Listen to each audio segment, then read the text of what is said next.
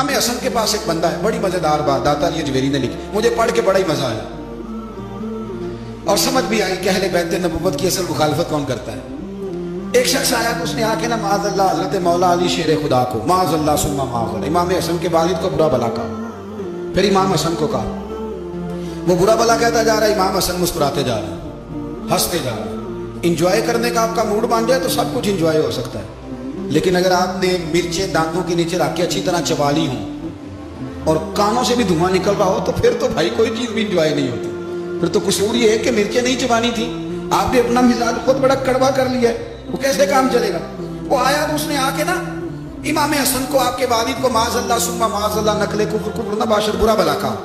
वो कहता जा रहा है, इमाम साहब हंसते जा रहे हैं। जब वो थक गया तो इमाम हसन फरमाने लगे, रोटी खानी है? भूख तो नहीं लगी हुई? कहने लगा बड़ी लगी हुई है। फरमाने लगे इसको रोटी खिलाओ। उसको रोटी खिलाई, फरमाया तेरा हाल, कहने लगा बड़ा गरीब हूं। एक प्याले में चांदी भर के इमाम हसन ने उसे दी और जब उसको दे दी ना तो गौर से चेहरा देखने लगा, कहने लगा आपका हिलम देख के सखावत देख के मुझे यकीन आ गया है कि आप वाकई खूने रसूल हैं। इमाम साहब फरमाने लगे ये बेचारा असल में तंग है अपनी जिंदगी से, असल इसका हाल कोई नहीं तो मेरे साथ ये हरकतें कर रहा है।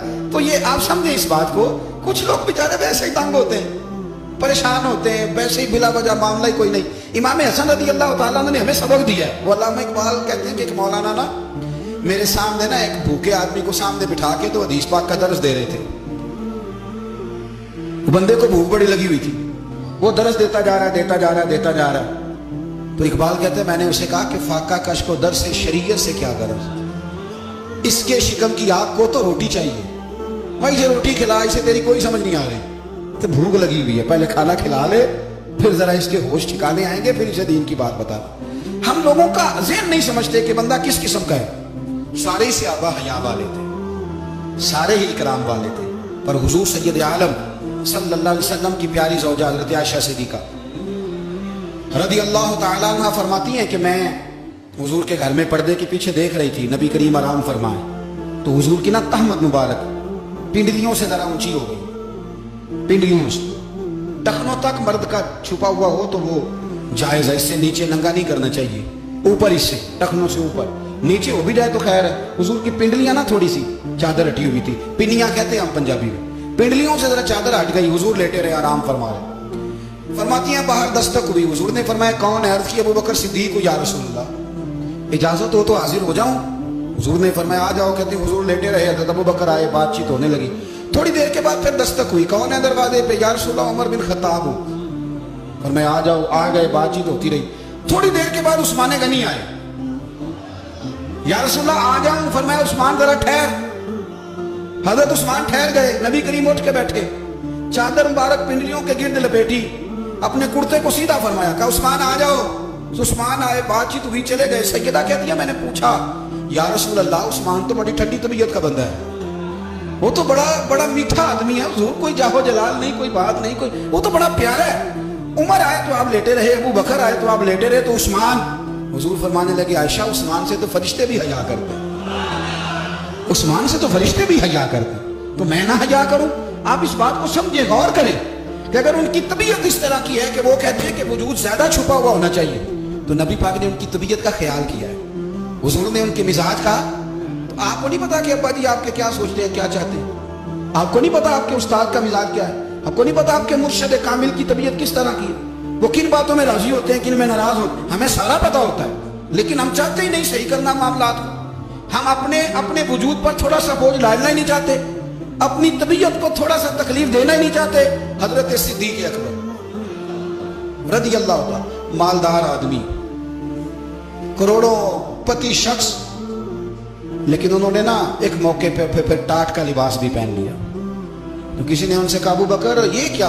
फरमाने लगे नबी करीम को, मेरे आका को गरीबी पसंद है तो अबू बकर गरीब बन गया है, खत्म हो गई। जे सोना ही मेरे दुख विच राजी ते मैं सुख नूं चुल्ले डावां, ठीक हो गई बात। वो जिस हाल में रखे उस हाल में राजी रहना है। ये जो मिजाज है ना हमारा कि मैं ढलना नहीं चाहता, मैं बदलना नहीं चाहता, तो गुलाम है फिर भी नहीं बदलते। थोड़ा सा ख्याल करें। मैं क्या करता हूं कि अम्मा को ज्यादा नहीं जरूरत पैसों की, हाँ हाँ माँ तो माँ होती है, वो को रेट लगा کے تیرے سے پیسے مانگے گی؟ اماں کو تو بس اتنی ضرورت ہے کہ ماں جو کہہ دے جی کر دو. ماں کو تو اتنی ضرورت ہے کہ 2 منٹ رات کو بیٹھ جاؤ پیروں میں, اماں لا تیرے پیر دبا دوں, اتنا ہی کافی ہے. وہ کہے گی اوہ میرا پتر بڑا چلے. اللہ بھائی جدی اولاد سارے نو دے وے, او بھائی ایسے کر دے. وہ تو سویرے پورے محلے کو ابا جی کو کوئی نہیں ضرورت تیرے پیسوں کی. ہاں نا, ان کو تو ضرورت ہے. تو کبھی کبھی تو ان کو موٹر سائیکل پہ بٹھائے اور ابا جی منڈی جانا تھا, میرا دل تھا کٹھے چلیں گے, آئیں ذرا پیار سے چلتے ہیں. کبھی ان سے پیار کرے, کبھی کہے ذرا کندھے نہ دباؤ. وہ یار اس کی ضرورت ہے, نہیں ضرورت مرشد کامل کو کسی کے پیسوں کی. نہ, اللہ جانتا ہے جو کامل آدمی ہوتا ہے اسے ضرورت ہی نہیں ہوتی. اسے تو اتنی ضرورت ہوتی ہے کہ اس نے کہہ دیا سیانے بن جاؤ تو سیانے بن جاؤ. اس نے کہہ دیا نیک ہو جاؤ تو نیک. اس نے کہا ہے کہ آج آ جانا تو پھر, اور نہ یار کہاں ضرورت ہے تیری. میں اتنا ہی بڑا, ہم لوگ دوسروں کے بارے میں سوچتے ہی نہیں. بس میں مجھے سکون دو, میرے مطابق ڈھل جاؤ, میری بات کرو. اور نہ یارو, میرے رسول کریم, میرے نبی رحمت سرور دو عالم صلی اللہ علیہ وسلم دوسروں کا خیال کرتے, ان کے مزاجوں کا خیال کرتے, ان کی طبیعت کا خیال کرتے, ان کے معاملات کو دیکھتے. میرے رسول پاک علیہ السلام تو دیکھتے کون شخص کس طرح کا ہے, کس رویے کا ہے, کس انداز کا ہے, اس کو اس کے مطابق عزت دیتے, وقار دیتے, نواز دیتے, اس شخص کا اس طرح کا اکرام کرتے. میرے نبی کریم صلی اللہ علیہ وسلم فرماتے ہیں میں نے معراج کی رات میں نے جنت میں ایک محل دیکھا. میرا دل کیا میں اندر سے جا کے دیکھوں, پر اس کے دروازے کے قریب گیا تو عمر فاروق کا نام لکھا تھا. فرماتے ہیں میں نے کہا عمر ذرا طبیعت کا سخت ہے. تو اس نے کہنا ہے قانون یہ ہے کہ پہلے اجازت لو پھر کسی کے گھر جاؤ. چلو ہم نہیں جاتے, عمر سے پوچھ کے چلے جائیں گے. گھر جو عمر کا ہے, نہیں آپ کو سمجھ آئی میری بات یار, نہیں سمجھے. جن کے قدموں کے صدقے گھر ملا ہے, اگر وہ یہ خیال کرتے ہیں کہ سامنے والے سے پوچھ لینا چاہیے, نہیں آپ نہیں سمجھے. او بھائی جن کے برکت سے وہ مکان ملا ہے, اگر وہ مزاج کا اتنا خیال رکھتے ہیں تو پھر مزاج رسول کا بھی تو خیال ہونا چاہیے نا.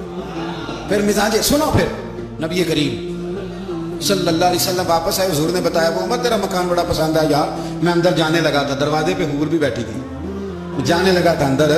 تو وہ نا میں اس لیے نہیں گیا کہ عمر قانون بڑا پابند ہے, اس نے کہنا ہے کہ قانون تو اجازت لے کے جاؤ. تو عمر وہ پڑے, عرض کرنے لگی حضور میں کہاں اور جنت کا مکان کہاں.